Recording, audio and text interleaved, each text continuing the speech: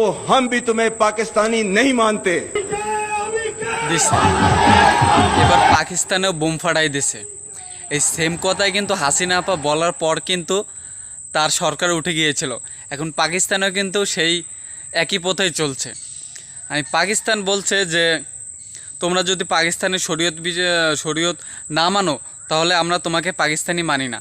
এখন এইটার পর থেকে এখন পাকিস্তানিরা সবাই এটা বলছে যে তুমি কে আমি কে, বাংলাদেশ বাংলাদেশ।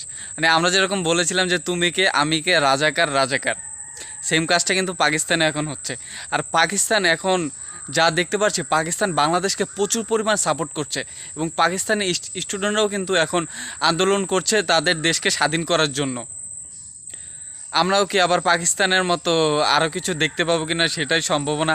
আমার মাঝে মাঝে ভয় হয় যে পাকিস্তান বাংলাদেশ যে এক হতে গেলে যদি আবার বড় কোনো না বিপদ চলে আসে, কারণ আবার যেন যুদ্ধ না হয়ে লেগে যায়, এই নিয়ে আমার মানে আশঙ্কা।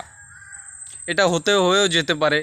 আর শুভকামনা থাকবে পাকিস্তানি ভাই বোনদের জন্য, তোমরা যেন জয় হও বাংলাদেশের মতো, তোমরা যেন একটা স্বাধীন রাষ্ট্র তৈরি করতে পারো।